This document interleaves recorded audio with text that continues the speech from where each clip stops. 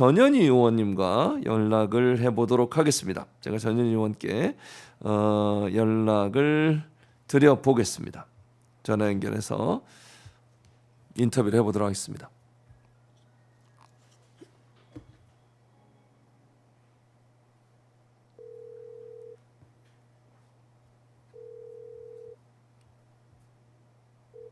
여보세요? 네, 의원님 안녕하십니까? 네, 오마이 교수님 네, 네, 안녕하세요. 오마이 TV 방송 중입니다. 아, 진봉콜이 네, 왔군요. 그렇습니다. 드디어 네, 왔습니다. 진봉거리. 아니에요.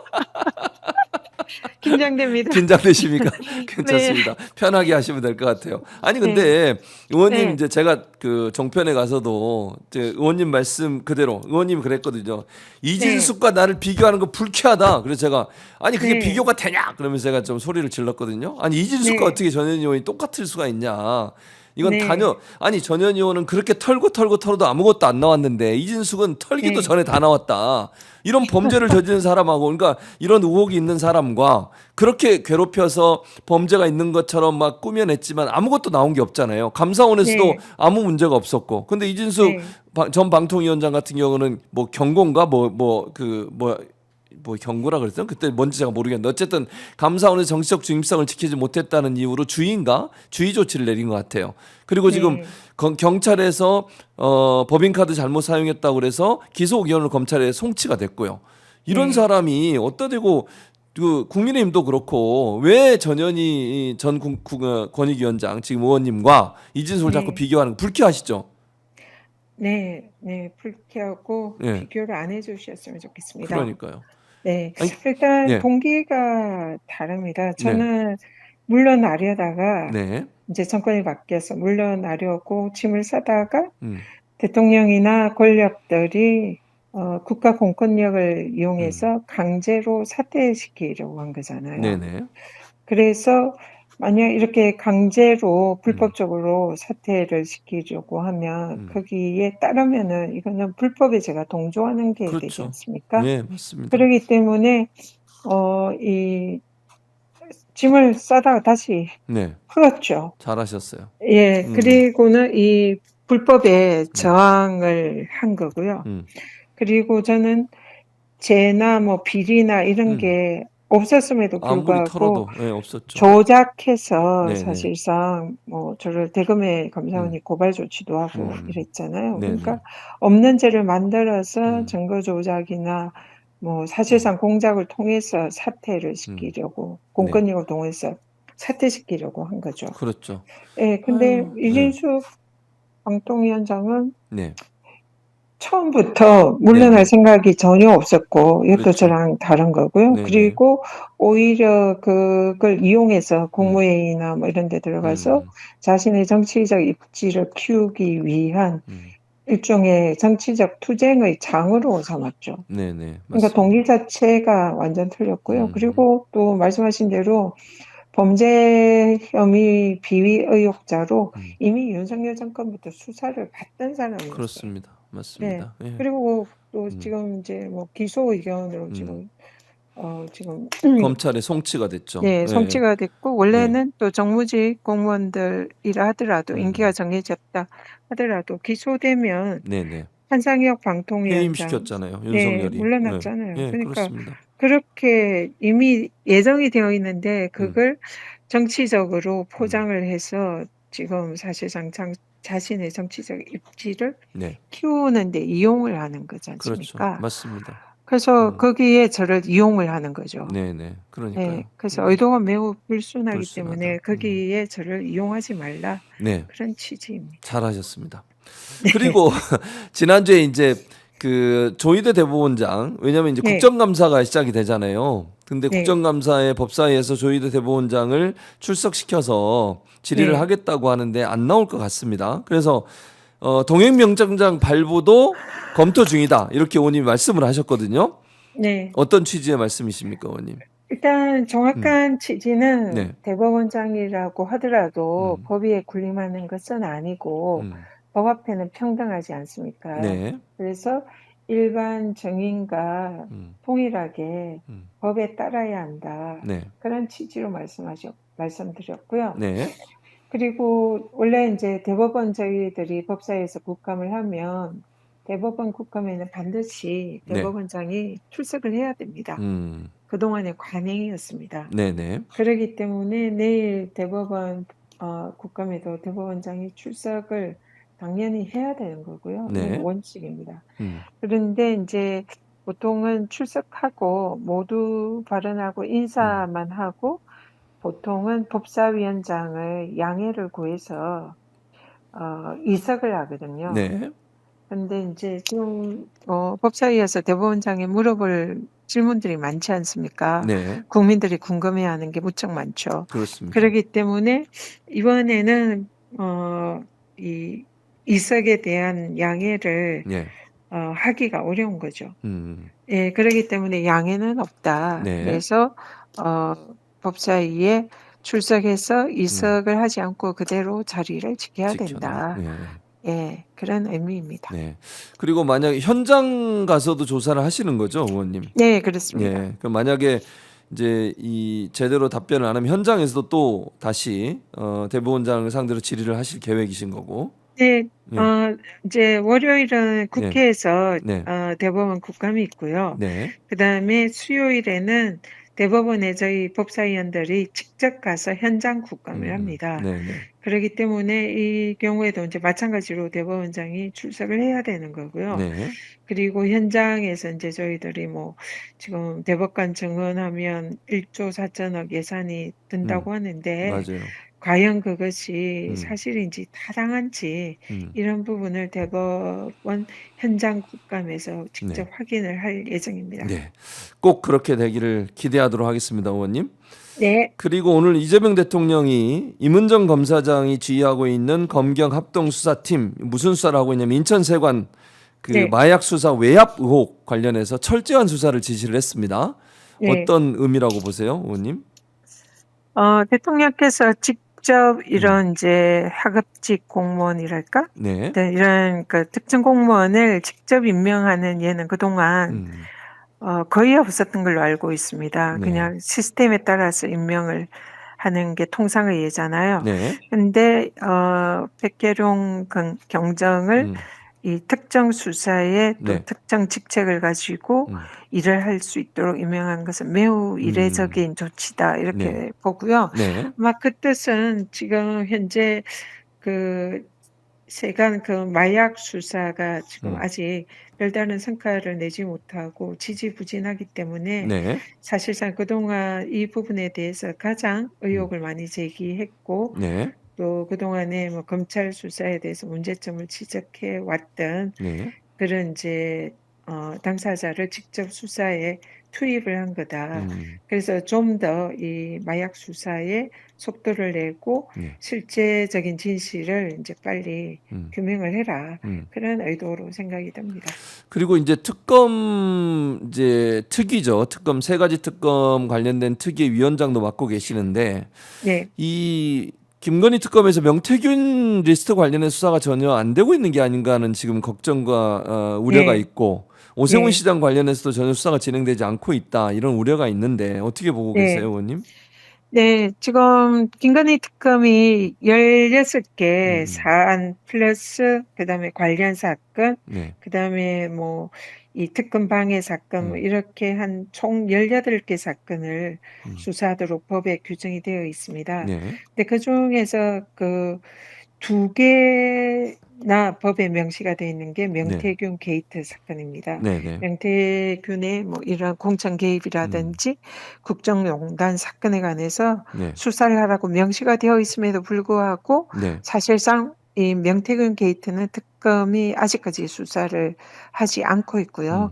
그리고 또 실제로 내란 사건과 명태균 게이트가 네. 사실은 연결되어 있는 게 아닌가. 왜냐하면 명태균 게이트로 김건희에 대한 수사망이 좁혀오자 윤석열이 사실상 내란을 일으킨 게 아닌가 이런 의혹도 제기가 되고 있잖아요. 네. 그만큼 명태균 게이트가 이 3대 특검에 있어서는 어떻게 보면 핵심되는 사건임에도 불구하고 네. 아직 이렇다 할 이런 수사 진행 사항이 없죠. 이제 없습니다. 네네. 그리고 실제로 검찰에서 네. 이 관련해서 뭐 오세훈 시장이라든지 또 국민의힘 정치인들에 대해서 네. 이미 상당히 수사를 많이 했고 네. 증인들 소환도 많이 했고 그랬습니다.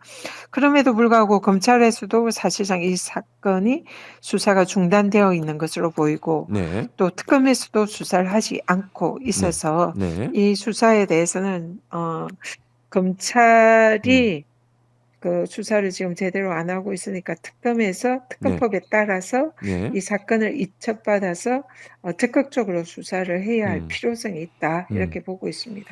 오세훈 시장을 향해서 전현희 또 우리 수석 최고위원께서 최고위원회에서 이렇게 말씀을 하셨습니다. 후한무치한 정치 선동질을 하고 있다라고 비판하는 이유가 뭐냐면 오세훈 시장이 SNS에 이재명 정부의 공공 중심 주택 공급 정책 그리고 민생회복 소비 쿠폰 지급을 두고서 문재인 정부 시절 실패한 정책의 데자뷰다. 나라 전체가 빚을 내 현금을 퍼주는 통치이다. 통치이자 미래 세대의 약탈이다. 이렇게 비난한 것에 대한 반발이신 거죠? 반발이라고 그러냐? 네, 비판이신 네. 거죠? 네네. 소비 쿠폰 정책이 이번 네. 추석 명절 때 네. 많은 국민들이 호평하셨고 이걸로 우리 이제 서민 경제에 좀 일종의 마중물로 굉장히 도움을 많이 받았다. 네. 그래서 지지하는 의견이 굉장히 높습니다. 네. 그래서 국민들께서는 정말 좋은 정책이다 칭찬하는데 네. 일단 이것을 반대를 위한 반대를 오세훈이 이제 자기 정치 차원에서 했다 이렇게 보고요. 네. 그리고 근데 그 내용 비난하는 그 내용조차 상당히 어이가 없습니다. 그 소비 쿠폰 정책이 미래 세대의 약탈이다 이렇게 주장을 하고 있는데요. 네. 먼저 오세훈 시장 오세훈이라는 별명을 얻었잖아요. 우리 아이들 무상급식을 사실상 중단하고 우리 미래 세대 우리 아이들에 대해서도 급식조차 못하는 그런 매정한 시장으로 온 국민의 지탄을 받았고 그것 때문에 시상식까지 물러난 사람 아닙니까? 네. 본인이야말로 미래 세대의 그런 진짜 약탈 그런 걸 했던 사람이다 이렇게 볼 수밖에 없고요. 또 하나는 최근에 서울시의 청년 주택, 청년 안심주택 네네. 전세 사기 네.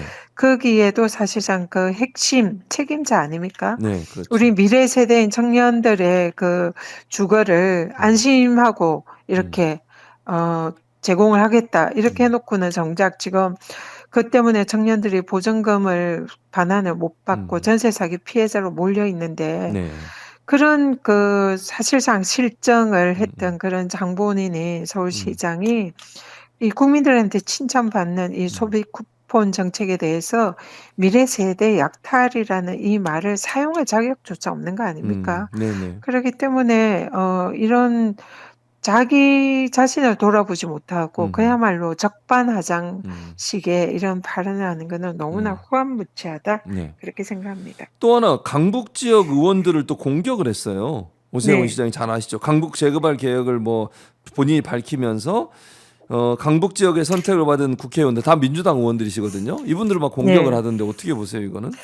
이게 자다가 봉창 두드리는 그런 게 아닐까 생각이 들고요. 실제로 오세훈 시장이 그동안 서울의 네. 주택 공급을 주로 강남권과 한강벨트 지역 중심으로 네. 주택 공급 정책을 써왔습니다.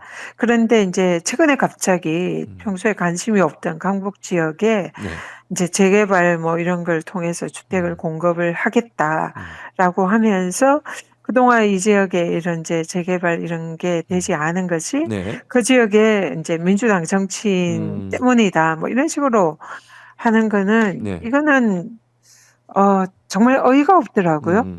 왜냐하면 네. 이게 서울시장이 이 재개발 재건축에 사실상 가장 책임 있는 중후 책임자 아닙니까? 그렇습니다. 그러니까 그동안 만약에 강북 지역의 재개발이 제대로 안 됐다면 그 1차적인 책임은 시장한테 시장에게 있는 있는 거죠. 거죠. 예, 맞습니다. 시장이 거기에 쫓아가서 네. 설득하고 지역 정치인들이랑 협의하고 주민들을 그렇게 갈등을 조정해서 되게 만들었어야죠. 그렇습니다. 오세훈 시장이 서울시장 몇 년 했습니까? 맞아요. 사실상 자기에게 1차적 책임이 있는 일을 네. 이 애꿎은 네.